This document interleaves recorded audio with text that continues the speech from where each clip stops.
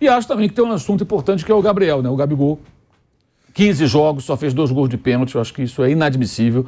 Um jogador como ele não pode ficar 15 jogos sem marcar um gol com bola rolando. Todo jogo ele tem pelo menos 1 ou 2 oportunidades. Eu acho que, porque é inadmissível. Não dá para tratar isso com naturalidade. Mas o Dudu não tá. Não, o Dudu não é gol, não é Dudu gol. O Dudu é um atacante, é um cara que tem outras tarefas em campo. Eu acho mais tolerável o Dudu se ficar sem marcar os gols que ele não tem feito. O Gabriel, né? Gabriel é um goleador. Ele é um jogador de finalização. Ele tem outros predicados, faz outras coisas em campo, participa da passes, construção de jogada, vem buscar o jogo, mas ele não pode ficar 15 jogos sem fazer um gol de bola rolando. Eu acho isso uma coisa... alguém tem que descobrir o que está acontecendo. Isso é treinamento, está fora de forma. Eram 75 dias, sabe? Já devem ser aí 71. É muito tempo, são muitos jogos. E domingo ele perdeu de novo um gol importante. O jogo estava 2-0 ao Botafogo. 2 gols importantes. Eu digo, ainda mais aquele primeiro, que foi com segundos no segundo tempo. A primeira bola do Everton Ribeiro. Entrou no jogo, bateu a bola por cima, ele saiu na perna esquerda, ele e o goleiro do Botafogo lá, o Perry, e ele perdeu o gol. Você faz um gol ali com menos de 1 minuto, 2-1, e na sequência teve a expulsão do Fábio. Do Rafael. Fábio está no Grêmio. São os irmãos gêmeos. O Rafael foi expulso. Então seria 2-1 com um homem a mais no começo do segundo tempo. Aí ele perdeu o gol, daqui a pouquinho saiu o gol do Léo Pereira, aí o Flamengo tomou o 3º gol, a partir daquela cobrança lateral. Eu acho que esse é um ponto importante, está na hora dele voltar a fazer os gols, dele participar mais, aproveitar as oportunidades. Eu ontem voltei a provocar alguns rubro-negros com aquela história do Cano, né? Tem uns que ficam furiosos. Mas é verdade. Você gosta, né, mano? Mas não é que gosta. Você é que nem eu, você gosta do embate. Não é questão do embate. Eu acho que as pessoas têm que parar e pensar um pouco, sabe? Eu acho que isso é uma reflexão. O Cano não se compara ao Gabigol como jogador de futebol, na minha opinião. Acho que todo mundo concorda. O Gabigol tem muito mais recursos do que o Cano. Né? Até pela idade dos dois. São jogadores, já fez a carreira inteira. São jogadores de níveis diferentes. Agora, o Cano é um tremendo finalizador. E os gols que ele faz, que o Gabigol perde, você não vê o Cano perder. Quando a bola se apresenta em condições de finalizar, o Cano não costuma perder gols. Como o Pedro não tem perdido. Pode perder um ou outro, mas o Pedro tem números... Os dois estão duelando ali, quem faz mais gol no ano. Sim, o Cano virou agora. Agora o Cano passou à frente com os 3 gols que ele fez sobre o River Plate. O Cano tem o mesmo número de gols que o Haaland. É o maior artilheiro do mundo hoje. Nesse ano. Ah, não, o Haaland fez um gol ontem. Fez um ontem e passou. Passou. O Haaland ontem virou recordista da Premier League. Nem acabou o campeonato. Faltando ainda 6 rodadas. Pois já tem uma coisa absurda o Haaland. Então, eu acho que é preciso, até para provocar uma discussão. O que acontece aqui? Por que o cara não faz mais os gols? Quando eu falei lá atrás, foi em 2020, quando o Cano chegou ao Brasil, até hoje distorcem isso. Eu falei que o Cano tinha uma característica semelhante à do Hernani Brocador, que é finalizar e mandar para dentro do gol. O Brocador, mas o Brocador joga, ele foi artilheiro do Brasil. Eu estava comparando o recém-chegado com um estilo, não um jogo todo, mas uma característica com o cara que foi artilheiro do Brasil, jogando num time do Flamengo, que é um time bem meia-boca de 2013. Né? E os gols do Brocador é assim, o Cano geralmente é assim, a bola sobra e já mete pro gol. Dificilmente ele tabela, constrói, fez até um gol de arrancada dentro da área, o primeiro contra o River, mas geralmente ele chega para finalizar. Fez aquele do meio campo. Isso não é uma crítica, isso é um elogio, quer dizer, um cara eficiente, a bola sobrou, ele pimba, manda para dentro, que é o que falta hoje em dia ao Gabriel. Tem bola que cai no pé direito, aconteceu domingo, ele traz para a perna esquerda para tentar chutar. O Cano não tem conversa. Onde cai, ele manda para dentro do gol. Com a direita, com a esquerda, de cabeça, ele empurra para dentro do gol. Eu acho que falta isso talvez ao Gabriel. E o Gabriel parece ser um jogador que... o Cano vai para definir uma jogada, e parece que ele, na cabeça dele, eu acho que deve ser uma coisa automática. Ele deve pensar assim, eu não vou ter mais nenhuma chance no jogo. Tipo, não posso perder. Então, porque se eu perder esse, talvez a bola não... Porque é assim. Se é um travante, muitas vezes ele passa o jogo, a bola não se oferece. O Gabigol parece que é o contrário. É como se ele sempre soubesse que vai ter outra chance. E geralmente tem.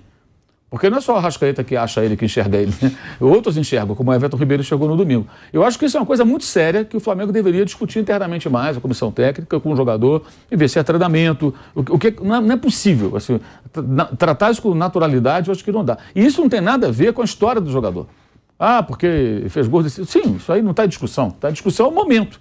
Porque custa caro para o Flamengo, né? Você tem um jogador, não financeiramente só, custa caro você perder gols importantes que acabam comprometendo o desempenho do time dentro das competições. Então, acho que ele hoje tem outra oportunidade, vai ser titular, tudo indica, né, junto com o Pedro e talvez o Cebolinha. A gente vai ver ainda qual vai ser a escalação lá do Sampaoli. Mas é um jogo para ele tentar se redimir e voltar a ser Gabigol, né? E outra coisa, Mauro, você falou aí do Campeonato Argentino que vem de 7 derrotas?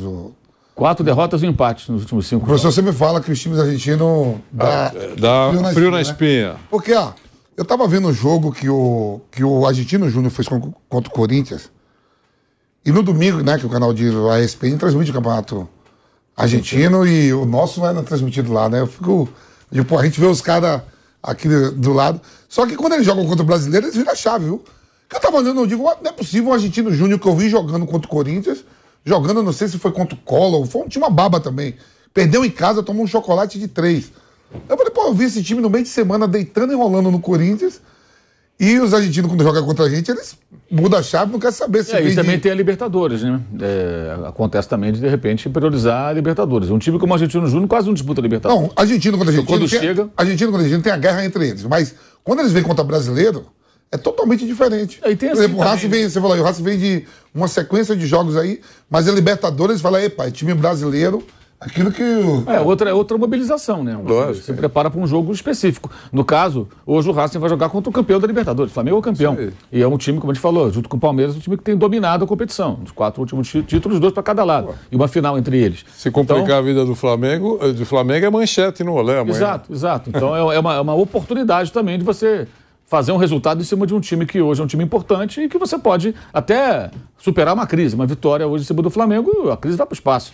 Né? E classifica o time praticamente, cairia para 9 pontos, aí não escapa mais. Em relação ao Gabigol, negócio de fundamento, né? É diferente, né? O Gabigol já é um jogador consagrado, sólido. Né?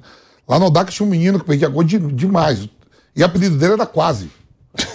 O nome dele, o nome dele é Jefferson. Quando ele passava no meio do infantil, do juvenil, os caras eram Quase. Sempre era quase gol. Diferente do Gabigol. O Gabigol tem gol. O dono do time falou, pegou o Rogério, que jogou comigo no Corinthians, falou, você vai ficar dando treino só pra ele. Não dá treino pra ninguém de finalização. 6 meses depois a gente vendeu ele pro Braga. Tirou o apelido de Quase, começou a fazer gol. Depois foi pro Inter de Porto Alegre. Tem isso também. Agora, como é que vai pegar o Gabigol? Sim. Alguém lá, o cara já... Vem aqui. Vai ficar só treinando a perna direita e esquerda. Eu acho que o jogador... Poderia partir até dele. Partir dele. Isso eu tô falando assim. É lógico. O cara que tá lá vai ficar com vergonha. Dizer, o Gabigol vem aqui. Tem que chegar meio maneira. Vamos aqui fazer... Tem que partir dele. Isso eu acho que o técnico tem que chegar... Não tem um telão lá? Não sei se é um telão pra todo mundo ver. Chama no WhatsApp. Vem cá, olha os gols que você tá perdendo. Cara, tu é o Gabigol, cara. Tu não tá entendendo gol assim. O que tá acontecendo? Vamos tentar entender o que tá acontecendo. Tu tá ficando nervoso, tá ansioso, porque também ele pediu um psicólogo. O cara quando... isso não tem, né? O Flamengo não tem psicólogo. É um mas ele pediu. O São Paulo pediu. Ele pediu. Pois pediu, o Flamengo não tem. Absurdo, já deveria encontrar um psicólogo lá. Não e tem, também não pode ser eventual. O psicólogo tem que ser do início ao fim. Tem que ser o tempo todo. Não pode ser, hoje traz, amanhã não precisa mais. Não, é um trabalho, é um processo. E não adianta, isso funciona para... A seleção brasileira tem psicólogo. Vê os jogadores a cada 8 meses. Não é assim. É clube de futebol. Tem que começar a temporada... psicólogo esportivo, isso é moderno, eu não sei porque que os caras não têm, porque essa rejeição é importante. E é um investimento muito pequeno se remunerar um profissional muito em relação ao dinheiro que envolve futebol, né? Os salários dos jogadores. Exatamente. Não estou falando de alguma coisa tão cara assim, nossa, eu não posso ter um psicólogo porque eu não posso pagar. Não, pode pagar, claro que pode pagar, o clube tem condições de sobra para isso. E pode ser um aspecto desse, porque eu não sei se o cara chega muito relaxado na jogada ou se o cara começa a ficar nervoso. Porque assim, eu sempre entendi o seguinte, até você pode jogar uma pelada com os amigos, quando a bola se oferece para você, está diante do goleiro, a pior coisa que tem é você ficar nervoso. Se você ficar tranquilo, você faz o gol. Uma pelada mesmo, pode ser um futebol society, o que for, você se atrapalha. O grande artilheiro é aquele cara que tem o quê? A frieza. O cara da hora fala, é ali que vai. Pega um Túlio. O Túlio não ficava nervoso. O Túlio era brilhante? Não, ele tinha ótima colocação e ele não tinha nada de nervosismo, ele era muito tranquilo. Então a bola vinha, ele empurrava até hoje nas peladas, viu, Maurício? Pois é. A gente fica impressionado, velho. Ele se coloca muito bem. Ele fazia muitos gols assim com gol vazio. Mas tudo só para... Porque ele tá ali, que ele sabe se colocar. Ele sabe onde a bola vai chegar. É um instinto, talvez, do cara. Não, mas é mesmo. Mas a calma é muito importante. Até o Gabigol não tá até a gente que jogou o futebol profissional, cara. Hoje a gente fazia uns jogos de veterano, tudo. A gente foi jogar numa cidade chamada Quirinópolis. E o ataque era Miller, Túlio, Edilson e Marcelinho. O Edilson fala assim, vamos tocar entre nós que Túlio só sabe fazer gol. E eu tô escutando, eu digo, só sabe fazer gol? É difícil fazer gol? É fácil fazer gol? O jogo foi 13-1, Túlio fez 9. 9, eu ficava olhando assim, eu digo, não é possível. Na maior tranquilidade. O Marcelinho vinha, o Marcelinho fez gol pra caramba também, mas batia na bola daquele jeito, o Edilson tava o Miller. O Túlio vinha, só pra ele empurrava de uma facilidade. 13-1, ele fez 9. Eu falei, e a gente faz esses jogos aí, eu fico olhando assim, percebendo uma frieza quando chega na cara do gol. E ó, eu já escutei de não fez mil gols. Ô, Túlio, não fez 1000. Mais uns 600 aí você fez. E eu já escutei de muito jogador do Flamengo, inclusive, isso eu já escutei, da frieza do Pedro. do Pedro. Eles falam, cara, é impressionante a frieza que o Pedro tem pra finalizar. Eles falam, inclusive em treino, diz que ele é muito frio. E o Pedro é um que você lembrou, né, Mauro? Que assim como o Cano, perde poucos gols. Eu acho ele menos útil que o Gabigol no time. De funções, de marcar, de criar jogadas. São jogadores diferentes. Um é centroavante, o outro, mas também para defender o Gabigol por um lado. O Gabigol é atacante. Ele tem jogado bem. Primeiro tempo, domingo dele foi bom. O Bruno fala que depois que ele errou o gol, que ele caiu de produção. Exato. Ele tava bem, aí ficou nervoso, perdeu o gol na cara, aí caiu. Não, o cara fica ali na cabeça, né? Pensa, pô, perdi mais um gol. Aí... Somente ele, com a marra que ele tá louco pra calar os caras, né? Pra fazer o gol e mandar calar a boca. Agora eu acho que é uma questão também de maturidade, essa coisa do jogador querer resolver o problema, pô. Qual o problema? Realmente é uma constatação, não é uma opinião. O cara tá 15 jogos, não faz um gol com bola rolando. Se fosse um cabeça de bagre, ninguém tava discutindo isso. Não joga nada mesmo. Não, é o Gabigol, pô. Ele não pode ficar 15 jogos sem marcar um gol e alguém achar que isso é uma coisa normal. Só fez 2 de pênalti. Né? Eu acho até que tem um André Rocha, nosso colega, ele fala isso já há algum tempo e concordo com ele. Uma das questões que envolve o Gabriel é variar o repertório de finalizações. Tentar finalizar de forma diferente. Os goleiros já têm uma ideia de como é que ele vai finalizar. Especialmente quando ele tenta fazer aquela bolinha colocada com a canhota. E a questão da perna direita é uma coisa que eu também não consigo entender. Por que não melhora? Por que não pode treinar? Se o Quase treinava lá no Audax, por que o Gabigol não pode treinar para melhorar a perna direita? Para finalizar melhor com a perna direita? Né? Para ter condições de aproveitar a oportunidade, como teve duas no domingo. Uma ele chutou fraco com a direita, a outra ele ficou buscando a perna esquerda. No momento que ele muda o posicionamento do corpo para tentar finalizar com a esquerda, é tarde. Ele perdeu 2 chances claras e uma boa chance. Uma boa chance. Ele perdeu 3 chances de gol. 2 claras e uma que não era tão fácil, uma que dava para fazer se ele fosse de direita, que veio o cruzamento, ele tentou ajeitar. Todo jogo ele tem chance.